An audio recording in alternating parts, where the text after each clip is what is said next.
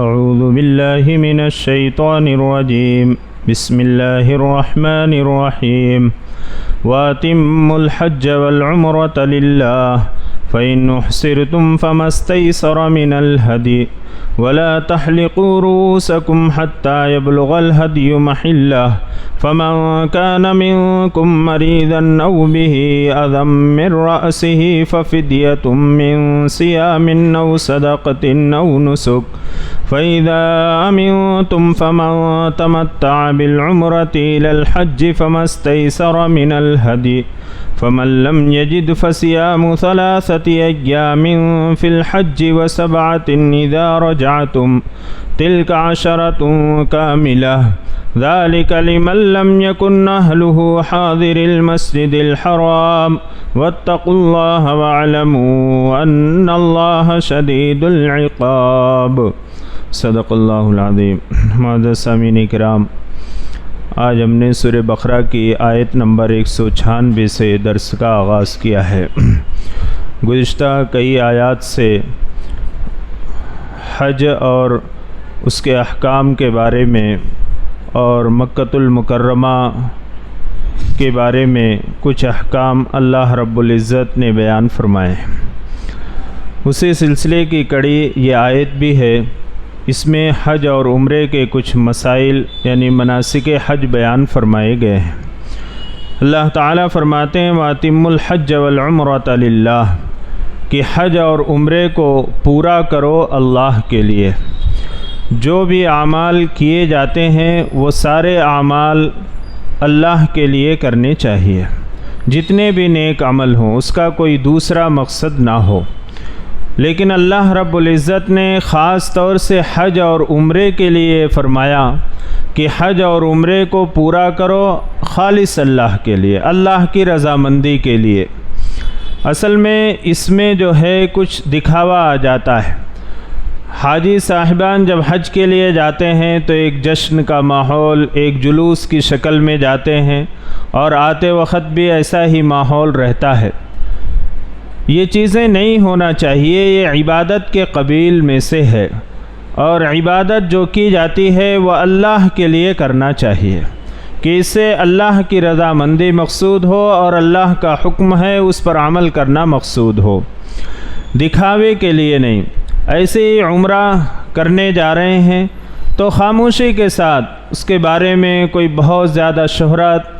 اور واپسی کے بعد میرا فلاں عمرہ ہو گیا، یہ 10واں ہے، یہ 20واں عمرہ ہے، یہ سب جو ہے اپنے اعمال کو ضائع کرنے کے لیے ہے۔ حج اور عمرہ بڑی فضیلت والے عمل ہیں، اور اللہ رب العزت نے حج کو تو استطاعت کے اوپر فرض فرمایا ہے کہ اگر کوئی شخص بیت اللہ تک آنے جانے اور اس کے اخراجات برداشت کرنے اور پھر اپنے اہل و عیال کے اخراجات کی کفالت کرنے کی اگر استطاعت رکھتا ہے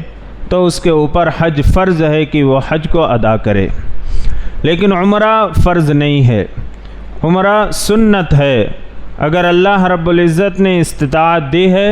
تو یہ عمل کر سکتے ہیں۔ عمرہ کرنا کوئی فرض اور واجب نہیں ہے، یہ سنت عمل ہے۔ البتہ حج جو ہے وہ استطاعت کی بنا پر وہ فرض ہو جاتا ہے۔ وہاں دیکھیے کہیں پہ تو اللہ تعالیٰ فرماتے ہیں وَأَتِمُّوا الْحَجَّ وَالْعُمْرَةَ لِلَّهِ کہ حج اور عمرے کو اللہ کے لیے پورا کرو۔ فَإِنْ أُحْصِرْتُمْ فَمَا اسْتَيْسَرَ مِنَ الْهَدْيِ یہ آیت نازل ہوئی ہے صلح حدیبیہ کے بعد، اس موقع پر نازل ہوئی ہے جب حضور اکرم صلی اللہ علیہ وسلم اور صحابہ کرام سن 6 ہجری میں عمرے کے لیے تشریف لے جا رہے تھے، اور حدیبیہ کے مقام پر کفار و مشرکین نے روک دیا تھا اور آپ کو واپس بھیج دیا، اور یہ معاہدہ ہوا کہ اگلے سال آپ دوبارہ عمرہ کر سکتے ہیں۔ اللہ تعالیٰ فرماتے ہیں فَإِنْ أُحْصِرْتُمْ پس اگر تم روک دیے جاؤ کسی وجہ سے، یا تو کسی دشمن کی وجہ سے روک دیے گئے، احرام باندھ کر یا نیت کر کے آپ نکل گئے، احرام باندھ لیے، اور راستے میں کوئی رکاوٹ پیش آ گئی، دشمن کی وجہ سے یا قانونی رکاوٹ پیش آ گئی یا بیماری ایسی ہو گئی راستے میں کہ اب عمرہ ادا نہیں کر سکتے اور وہاں تک جا نہیں سکتے ہیں، تو اللہ تعالیٰ فرماتے ہیں کہ اگر تم روک دیے جاؤ فمستیسر من الہدی، تو جو تم قربانی تم کو میسر ہو وہ اللہ کی بارگاہ میں پیش کرو۔ یعنی کیا قربانی پیش کرنا ہے اس کے بارے میں قرآن کے اندر کوئی وضاحت نہیں ہے، لیکن حدیث پاک میں فرمایا گیا، ترمذی کی روایت حضرت کعب بن عجرہ رضی اللہ عنہ راوی ہیں کہ اگر کوئی شخص روک دیا جائے تو وہ جو ہے اپنی قربانی، چاہے وہ بکرا ہو یا دمبا ہو یا اونٹ ہو، اس کو جو ہے حدود حرم کے اندر اس کو قربان کرنا ہے۔ خود قربان نہیں کر سکتا ہے تو کسی کے ذریعے سے وہاں حدود حرم میں اس کی قربانی کرائے اور اس کے بعد جو ہے پھر سر مڈائے اور پھر احرام کھول دے۔ یعنی اگر روک دیے گئے تو صرف واپس آ جانے سے کام نہیں چلے گا، اس کا جو ہے حکم یہ ہے کہ قربانی یعنی ایک جانور کو قربان کرنا ہے حدود حرم میں، اور پھر اس کے بعد سر مڈانا ہے اور احرام کو کھولنا ہے، تو وہ حلال ہوگا، ورنہ وہ گنہگار ہوگا اگر ایسے ہی واپس آ گیا۔ تو اللہ تعالیٰ فرماتے ہیں فَإِنْ أُحْصِرْتُمْ فَمَسْتَيْسَرَ مِنَ الْهَدْيِ، پس اگر تمہیں روک دیا جائے فَمَسْتَيْسَرَ مِنَ الْهَدْيِ، تو جو تم کو میسر ہو قربانی وہ خدا کی بارگاہ میں پیش کرو۔ وَلَا تَحْلِقُوا رُؤُوسَكُمْ حَتَّى يَبْلُغَ الْهَدْيُ مَحِلَّهُ، اور تم اپنے سروں کو مڈاؤ نہیں یہاں تک کہ قربانی اپنے مقام پر پہنچ جائے، یعنی جب قربانی ہو جائے حدود حرم کے اندر اس کے بعد اپنے سر کو مڈانا ہے۔ بغیر قربانی ہوئے سر کو مڈانا یہ جائز نہیں ہے، اس میں اس پہ گناہ لازم آئے گا۔ فَمَنْ كَانَ مِنْكُمْ مَرِيضًا أَوْ بِهِ أَذًى مِّن رَّأْسِهِ فَفِدْيَةٌ مِّن صِيَامٍ أَوْ صَدَقَةٍ أَوْ نُسُكٍ۔ آگے اللہ تعالیٰ نے بیان فرمایا، پس اگر کوئی شخص تم میں سے مریض ہے، او بِهِ أَذًى مِّن رَّأْسِهِ، یا اس کے سر میں کوئی تکلیف ہے، کوئی بیماری ایسی آ گئی اس کو پیش آ گئی کہ اب اس کو سر نہیں مڈانا ہے، سر نہیں مڈا سکتا، یا سر کے اندر کوئی بیماری ہے کہ نہ وہ سر مڈا سکتا ہے نہ بال کو کٹوا سکتا ہے، کوئی ایسی بیماری پیش آ گئی، کوئی ایسی تکلیف آ گئی، تو اب اس کے بارے میں اللہ تعالیٰ نے فرمایا فَفِدْيَةٌ مِّن صِيَامٍ أَوْ صَدَقَةٍ أَوْ نُسُكٍ۔ اللہ تعالیٰ فرماتے ہیں کہ ایسی صورتحال میں کہ بیماری کی وجہ سے یا سر میں تکلیف کی وجہ سے سر نہ مڈا سک رہا ہے نہ بال کتروا سک رہا ہے، تو اب اس کے ذمے یہ لازم ہے کہ وہ فدیہ دے، روزے کے ذریعے سے، او صدقتن یا صدقے کے ذریعے سے، او نسک یا قربانی کر کے۔ روزہ کتنے دن رکھنا ہے قرآن نے اس کی وضاحت نہیں کی، صدقہ کیا دینا ہے قرآن نے اس کی وضاحت نہیں کی، نسک جو فرمایا کہ قربانی کرنا ہے کس جانور کی قربانی کرنا ہے اس کے بھی قرآن نے کوئی وضاحت نہیں فرمائی۔ حدیث پاک میں جناب محمد رسول اللہ صلی اللہ علیہ وسلم نے فرمایا کہ اگر کوئی شخص بیماری یا سر میں کسی تکلیف کی وجہ سے سر مڈا نہ سکے یا بال کٹوا نہ سکے تو اب اس کے ذمہ لازم ہے کہ وہ 3 دن روزے رکھے۔ سیام سے مراد 3 دن اس کو روزہ رکھنا ہے، اور صدقتن صدقے سے مراد یہ ہے کہ 6 مسکین کو صدقہ فطر کے برابر،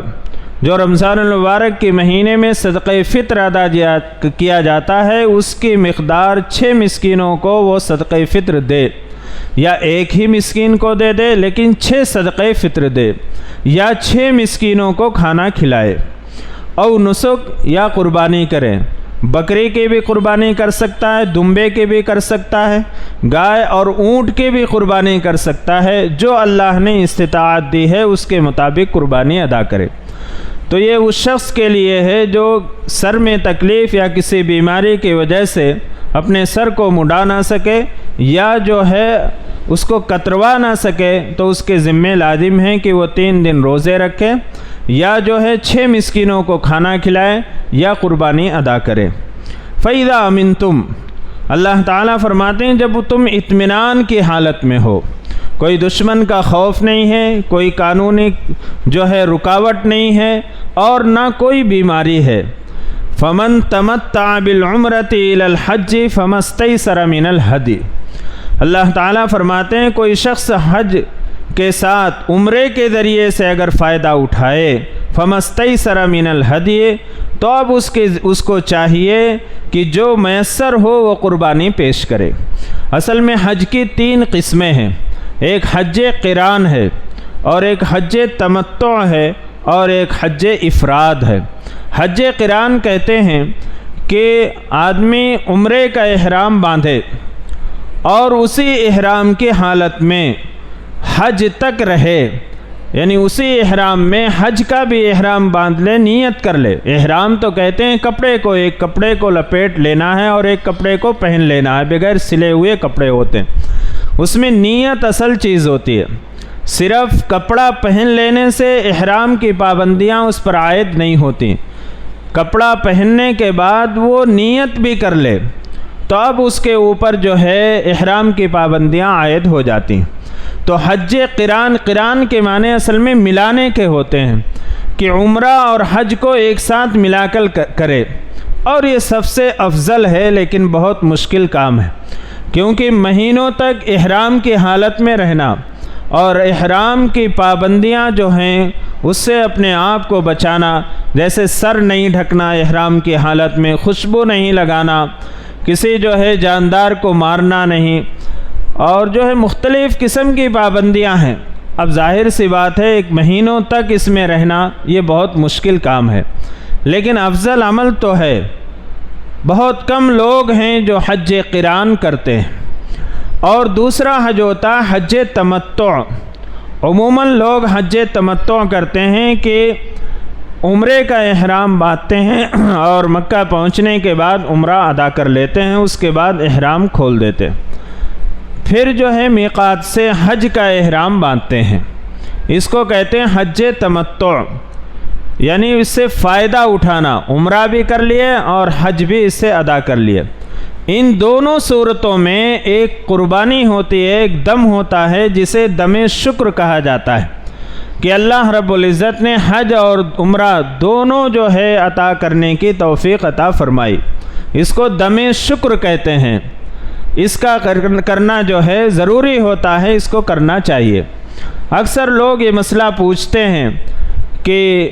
قربانی، ایک شخص حج کو گئے ہوئے ہیں، اس کے اوپر قربانی ہے کیا؟ اگر وہاں تو قربانی دے رہے ہیں لیکن یہاں بھی دینا ضروری ہے کیا؟ اس طرح کے مسئلے پوچھتے ہیں لوگ۔ اصل میں جو وہاں قربانی دی جاتی ہے وہ چونکہ ہندوستان، پاکستان اور بنگلہ دیش، اکثر ممالک سے لوگ جو ہے وہ حج تمتع کرتے ہیں، حج اور عمرہ ایک ساتھ کرتے ہیں، یعنی عمرہ کرنے کے بعد پھر حج کا احرام باندھتے ہیں۔ تو اب ایسی صورت میں ان کے لیے دم شکر ضروری ہے، تو وہ جو قربانی ہوتی ہے وہ دم شکر کی قربانی ہوتی ہے، شکر کے لیے جو ہے وہ قربانی کی جاتی ہے، اللہ کا شکر ادا کرنے کے لیے، وہ تو ضروری ہے۔ اور عموماً جو ہوتی ہے وہ قربانی وہ دم شکر کی ہوتی ہے۔ ایک قربانی ہوتی ہے صاحب استطاعت کے اوپر کہ جس کے اوپر قربانی واجب ہے، وہ قربانی اگر کوئی شخص حالت سفر میں نہیں ہے، وہاں پہ یعنی مسافر نہیں ہے، 15 دن سے زیادہ وہ مکہ کے اندر ٹھہر چکا ہے، تو اب جو ہے وہ شخص مقیم ہو گیا، اس کے اوپر قربانی واجب ہے استطاعت کی وجہ سے۔ ایک قربانی، وہ قربانی چاہے حدود حرم میں کرائیں، چاہے جس ملک کا رہنے والا ہے اس ملک میں اس کی قربانی کرائیں۔ تو جو قربانی وہاں ہوتی ہے وہ عموماً دم شکر کی قربانی ہوتی ہے، اس لیے اس وقت مسئلہ پوچھ لینا چاہیے کہ جو حاجی صاحبان حج کے سفر پر گئے ہیں، اگر وہ مقیم ہیں، حالت مقیم ہیں، مقیم کی حالت میں ہیں، تو ان کے اوپر ایک قربانی جو عید الاضحیٰ کی قربانی ہے استطاعت کی وجہ سے واجب ہوتی ہے، اس کا ادا کرنا چاہیے۔ تو اللہ تعالیٰ فرماتے ہیں کہ اگر کوئی شخص حج کے ساتھ عمرہ بھی سے فائدہ اٹھا لے تو اسے چاہیے کہ جو میسر ہو، جو حاصل ہو، وہ قربانی پیش کرے اللہ کی بارگاہ میں۔ فَمَن لَّمْ يَجِدْ فَصِيَامُ ثَلَاثَةِ أَيَّامٍ فِي الْحَجِّ وَسَبْعَةٍ إِذَا رَجَعْتُمْ۔ یہ دم شکر جو ہے یہ ضروری ہے، لیکن اگر ایسی صورت پیش آ جائے کہ قربانی کا جانور میسر نہ ہو، نہ ملے، یا ایسی صورت پیش آ گئی کہ اس کے پاس استطاعت نہیں ہے اس دم شکر کو ادا کرنے کا، یعنی اب جیب اجازت نہیں دیتی ہے، اللہ تعالیٰ نے اس کے لیے حکم نازل فرمایا فَمَن لَّمْ يَجِدْ فَصِيَامُ۔ بس اگر کوئی شخص یہ استطاعت نہ پائے یا ایسے حالات نہ ہوں کہ وہ قربانی کر سکے، دم شکر دے سکے، فَصِيَامُ ثَلَاثَةِ أَيَّامٍ فِي الْحَجِّ، تو اسے چاہیے کہ 3 روزے رکھے حج کے ایام میں۔ حج کے ایام سے مراد یہ ہے کہ 9 ذی الحجہ تک یہ 3 روزے اپنے مکمل کر لے، کیونکہ 10 ذی الحجہ اس دن روزہ رکھنا اس سے منع فرمایا گیا، عید الاضحیٰ اور عید الفطر کے دن۔ تو 9 ذی الحجہ تک اپنے 3 روزے پورے کر لے۔ وَسَبْعَةٍ إِذَا رَجَعْتُمْ، اور 7 روزے وہ جب حج سے واپس آ جائے اپنے مقام پر تو 7 روزے یہاں رکھے۔ یہ اس شخص کے لیے ہے جو دم شکر جو ہے وہ ادا نہ کر سکے۔ تِلْکَ عَشَرَةٌ کاملہ، اللہ تعالیٰ فرماتے ہیں کہ یہ 10 مکمل ہو گئے، یعنی 10 روزے مکمل ہوئے 3 ایام حج میں، اور وہ 9 ذی الحجہ تک پورے کر لینا چاہیے، یعنی 9 ذی الحجہ کو بھی روزہ رکھ سکتے ہیں، اور 7 روزے جو ہے وہ حج سے واپس آنے کے بعد۔ ذَلِكَ لِمَن لَّمْ يَكُنْ أَهْلُهُ حَاضِرِ الْمَسْجِدِ الْحَرَامِ، یہ اس شخص کے لیے ہے جن کے اہل و عیال مسجد حرام کے قریب نہ رہتے ہوں، یعنی حدود حرم کے اندر نہ رہتے ہوں۔ یعنی اس میں یہ مسئلہ بتلایا گیا کہ حج تمتع اور حج قران وہی شخص کر سکتا ہے جو حدود حرم سے باہر رہتا ہو۔ اگر کوئی شخص وہیں حدود حرم کے اندر ہی رہتا ہے تو وہ اب حج تمتع اور حج قران نہیں کر سکتا، اس کا حج جو ہوگا وہ حج افراد ہوگا، یعنی صرف تنہا حج کرے گا، یعنی اس کے ساتھ عمرے کو نہیں ملائے گا۔ اور جو شخص حج افراد کر رہا ہو اس کے اوپر دم شکر واجب نہیں ہے۔ تو اللہ تعالیٰ فرماتے ہیں ذَلِكَ لِمَن لَّمْ يَكُنْ أَهْلُهُ حَاضِرِ الْمَسْجِدِ الْحَرَامِ، یہ اس شخص کے لیے ہے کہ جس کے اہل و عیال حدود حرم کے اندر نہ رہتے ہوں۔ وَاتَّقُوا اللَّهَ وَاعْلَمُوا أَنَّ اللَّهَ شَدِيدُ الْعِقَابِ، اور اللہ سے ڈرتے رہو۔ وَاعْلَمُوا، اور جان لو یہ کہ اللہ بڑی سخت پکڑ والا ہے، اللہ کا عذاب بڑا سخت ہے۔ اللہ تعالیٰ نے حج کے جو احکام بیان فرمائے ہیں اس میں، اور حج کی جو آیتیں ہیں، اس سے پہلے بھی ایک آیت گزری، اس میں بھی اللہ تعالیٰ نے تقوی کا حکم دیا ہے کہ اللہ سے ڈرتے رہو، یعنی جو بھی عمل کریں وہ اللہ کی رضا کے لیے کریں، دکھاوے کے لیے، لوگوں میں شہرت کے لیے، اور اپنے آپ کو حاجی کہلوانے کے لیے یہ نیت نہ ہو۔ اور اس قوم کا سب سے بڑا المیہ یہی ہے، یہ آدمی برسوں بلوغت کے بعد سے لے کے 60-70 سال تک روزے رکھتا ہے لیکن اس کو کوئی رمضانی نہیں کہتا ہے، نمازیں پڑھتا ہے لیکن اس کو کوئی نمازی فلاں صاحب نہیں کہتا، لیکن حج کرنے کے بعد جیسے ہی حج کر کے آتا اس کے ساتھ لقب لگ جاتا ہے حاجی صاحب۔ یہ لقب کی ضرورت نہیں ہے، یہ اللہ کے لیے ہے، اللہ کی رضا مندی کے لیے ہے، اور اللہ کی خوشنودی کے لیے عمل کیا جاتا۔ اور اللہ تعالیٰ نے فرمایا کہ وَاتَّقُوا اللَّهَ، دیکھو اللہ سے ڈرتے رہو۔ تقوی بہت ضروری ہے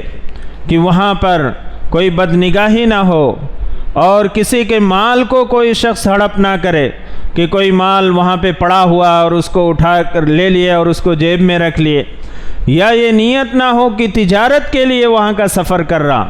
بس مقصد یہ ہو کہ اللہ کی رضا اور اس کی خوشنودی کے لیے۔ اس لیے اللہ تعالیٰ نے 3 مرتبہ جو حج کی آیات ہیں اس میں فرمایا وَاتَّقُوا اللَّهَ، اللہ سے ڈرتے رہو۔ الحج اشہر معلومات، آگے اللہ تعالیٰ فرماتے ہیں کہ حج کے مہینے وہ معلوم ہیں، شوال، ذی قعدہ، ذی الحجہ، ذی الحجہ کی 10 تاریخ تک یہ حج کے ایام ہیں۔ اگر کوئی شخص شوال کے اندر ہی حج کا احرام باندھ کر سفر کے لیے روانہ ہو جائے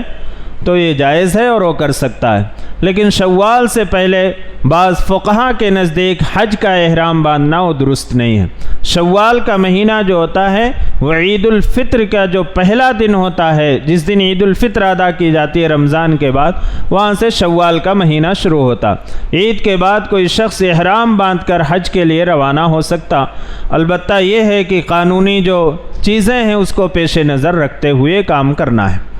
فمن فرض فیہن الحج فلا رفث ولا فسوق ولا جدال فی الحج، پر جو شخص ان ایام میں اپنے اوپر حج کو لازم کر لے، حج کو لازم کرنے سے مراد یہ ہے کہ احرام پہن لے اور نیت کر لے، فلا رفث ولا فسوق ولا جدال فی الحج، اللہ تعالیٰ نے فرمایا فلا رفث، تو اب وہ فحش کلامی نہ کرے، فحش کام نہ کرے، فحش بے حیائی کی گفتگو نہ کرے۔ یعنی اللہ تعالیٰ نے فرمایا کہ وہاں پہ جو اجتماع ہوتا ہے وہاں ضعیف اور عمر رسیدہ لوگ بھی ہوتے ہیں، مرد بھی ہوتے ہیں، عورتیں بھی ہوتی ہیں، نوجوان مرد بھی ہوتے ہیں، نوجوان عورتیں بھی ہوتی ہیں۔ کوئی ایسی بے حیائی کی بات، بے حیائی بے شرمی کی گفتگو، بد نظری، خاص طور سے اپنی نظروں کی حفاظت کی ضرورت ہوتی ہے۔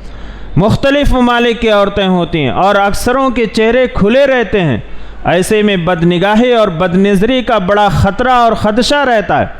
یہ سوچنا کہ ہم انسانوں کو دیکھنے کے لیے نہیں آئے، ہم تو اللہ کے گھر کو دیکھنے کے لیے آئے، اللہ نے یہ سعادت ہمیں عطا فرمائی۔ تو اللہ تعالیٰ فرماتے ہیں فلا رفث، کوئی فحش بات نہ ہو، زبان سے بھی اور ہاتھوں سے بھی، پیروں سے بھی، بے حیائی بے شرمی کی گفتگو، اور ایسی گفتگو جس سے بے حیائی اور بے شرمی ظاہر ہو، ایسی کوئی گفتگو نہ ہو۔ اور بیوی وغیرہ سے ہم بستری کرنا اور وہ بوس و کنار کرنا، یہ ساری چیزیں تو حرام ہیں حالت احرام میں۔ ولا فسوق، اور کوئی گناہ نہ ہو، کوئی اللہ کی نافرمانی کا کام نہ ہو۔ ولا جدال فی الحج، آگے اللہ تعالیٰ فرماتے ہیں کہ جھگڑا بھی نہیں ہونا چاہیے حج میں۔ اصل میں یہ حج کا جو موقع ہوتا ہے اور یہ حج کا جو عمل ہے، جن لوگوں نے حج کیا ہے اور جن کو اللہ تعالیٰ نے توفیق عطا فرمائی ہے، ان کو معلوم ہونا چاہیے اور ان کو معلوم ہے کہ بڑا صبر آزما عمل ہوتا ہے، بہت زیادہ صبر کرنے کی ضرورت ہوتی، لوگوں کا ازدحام ہوتا ہے، بھیڑ ہوتی ہے، ایک دوسرے سے جو ہے دھکے بھی لگ جاتے ہیں، اور بڑا جو ہے صبر کا ماحول بنانا پڑتا ہے اور صبر کو اختیار کرنا پڑتا ہے۔ اس میں عموماً جو ہے جس کمرے میں آپ رہتے ہیں اس میں مختلف مزاج کے اور مختلف طبیعتوں کے لوگ رہتے ہیں، اور مختلف جگہ کے رہنے والے، ان کا رہن سہن، ان کے سونے بات کرنے کا انداز بس الگ ہی رہتا ہے، ایک اجنبی لوگوں کے ساتھ رہنا ہے۔ ایسی حالت میں اللہ تعالیٰ نے فرمایا کہ ولا جدالہ، کہ جھگڑا بھی نہیں ہونا چاہیے۔ اللہ تعالیٰ کو یہ معلوم تھا کہ ایسے موقعوں پر جھگڑے کی زیادہ جو ہے خطرہ ہے، اس لیے اللہ تعالیٰ نے خاص طور سے 3 چیزوں سے منع فرمایا۔ ایک فحش کلامی، فحش گفتگو، بد نظری سے حفاظت کرنا، اپنے آپ کو بچانا، اور ولا فسوق، اور کوئی گناہ کا کام نہ ہو۔ گناہ یعنی اللہ کی نافرمانی یا کسی کا مال لے لینا، غصب کر لینا، اور اللہ حفاظت فرمائے ہماری قوم کے اب تو اتنے واقعات ہو رہے ہیں کہ لوگ جو ہے عین طواف کے وقت پیکٹ مار دے رہے، چھین لے رہے ہیں۔ اچھا مہذب آدمی ہے، گھر کا مالدار ہے، اب وہاں کوئی اپنا نہیں ہے، جو 100 لوگوں کو بانٹنے والا تھا آج وہ محتاج بن جاتا ہے۔ کتنا بڑا اور کتنی تکلیف دہ عمل ہے کہ لوگ پیکٹ مار دیتے ہیں حالت سفر میں، کوئی نہیں ہے وہاں پہ، کیا کرے، محتاج ہو جاتا ہے، دانے دانے کا محتاج ہوتا ہے۔ بسا اوقات جو ہے اسے پاسپورٹ وغیرہ بھی ضائع ہو جاتے ہیں، لے لیتے ہیں لوگ، جیب مار دیتے ہیں، کتنے افسوس کی بات۔ تو اللہ تعالیٰ فرماتے ہیں ولا فسوق، کوئی گناہ کا بھی کام نہ ہو۔ وما تفعلوا من خیر یعلمہ اللہ، اور جو بھی تم بھلائی کا کام کرو گے اللہ اس کو جانتا ہے۔ مقصد کیا ہے، نیت کیا ہے، خوب بھلائی کا کام کرو۔ اللہ تعالیٰ نے یہ موقع دیا ہے، اپنی آنکھوں کو خشک کر لو کہ آنکھوں سے آنسو خشک ہو گئے، اللہ کے سامنے اتنا رو۔ اپنی زبان کو خشک کر لو کہ اللہ کے ذکر میں اور اللہ سے مانگنے میں، وہاں پہنچ کر بندوں سے مانگنا اور بندوں سے سوال کرنا، یا دنیا کی کوئی لالچ رکھنا، تجارت کرنا، یہ ساری چیزیں ختم ہونی چاہیے۔ اپنے پیروں کو طواف کر کر کے خوب تھکا لو۔ اللہ تعالیٰ فرماتے ہیں جو بھی تم بھلائی کا کام کرو گے اللہ اس کو معلوم ہے، اللہ اسے جانتا ہے۔ وَتَزَوَّدُوا فَإِنَّ خَيْرَ الزَّادِ التَّقْوَىٰ، اور دیکھو زاد راہ لے لیا کرو، اپنے اخراجات لے لیا کرو، راستے کے جو اخراجات ہیں اور وہاں رہنے کے اخراجات ہیں وہ لے لیا کرو۔ زمانہ جاہلیت میں لوگ حج کو آتے تھے، اور خاص طور سے یمن کے لوگوں کی عادت تھی کہ وہ بالکل ایسے ہی آ جاتے تھے اور کہتے تھے ہم متوکلین ہیں، اللہ پر توکل کرتے ہیں، اور ہم تو اللہ کے گھر کے مہمان ہیں، ہم اگر کچھ ساز و سامان کھانے پینے کی چیزیں لے کر چلتے ہیں تو یہ تو توکل کے خلاف ہے۔ اللہ تعالیٰ نے اس سے منع فرمایا کہ توکل یہ ہے کہ اپنے اسباب کو اختیار کرو، اپنی ضرورت کے سامان کو لے لو اور اللہ پر بھروسہ کرو۔ اور پھر لوگوں سے بھیک مانگتے پھرتے تھے، لوگوں سے سوال کرتے تھے، لوگوں کو پریشان کرتے تھے۔ اور آج اس دور میں بھی جو لوگ جاتے ہیں وہ بتلاتے ہیں کہ اس قدر بھیک مانگنے والے لوگ اور ایسے شریفانہ انداز میں، ایسے جو ہے مہذب لباس پہنے ہوئے سفید پوش لوگ جو ہے اپنا ایک بنا لیے ہیں کہ بس بھیک مانگ کر ہم زندگی گزاریں گے، وہاں جا کے بھیک مانگتے۔ اللہ ہم سب کی حفاظت فرمائے۔ اس در پہ گئے ہیں، اللہ سے مانگیے، بندوں سے کیا سوال کرتے ہیں، بندہ کیا دے گا، اللہ رب العزت سے مانگنا چاہیے۔ تو اللہ تعالیٰ فرماتے ہیں تزودوا، اور زاد راہ لے لیا کرو، فإن خیر الزاد التقویٰ، اور دیکھ لو بہترین زاد راہ تقویٰ ہے،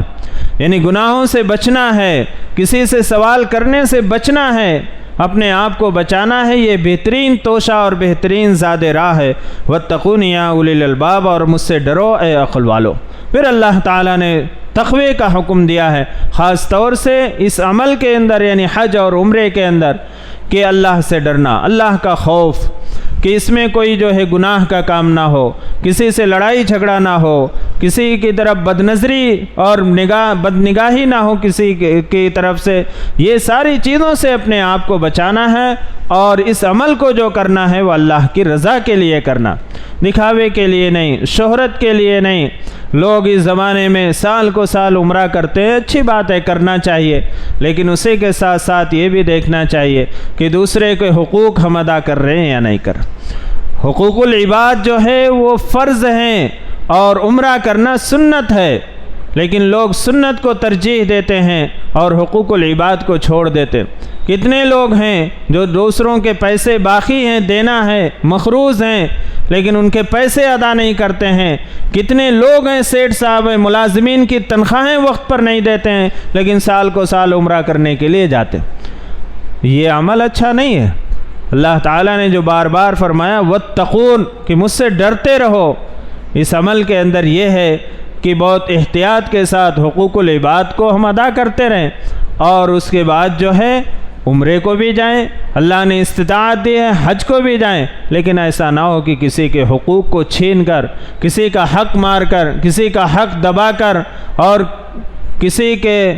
جو ہے تکلیف پہنچا کر، اور کسی کو مایوس کر کے، کسی کی آہیں لے کر اگر حج اور عمرے کو جا رہے ہیں تو یہ صرف دکھاوا ہے، ریاکاری ہے۔ وہاں جو ہے کچھ کمانے کے لیے گئے ہیں لیکن گنوا کر آ جائیں گے۔ اس لیے اللہ ہم سب کی حفاظت فرمائے، اور ہمارا عمل جو ہے خاص طور سے حج اور عمرے کا جو عمل ہو وہ اللہ کی رضا کے لیے اور اللہ کی خوشنودی کے لیے ہو۔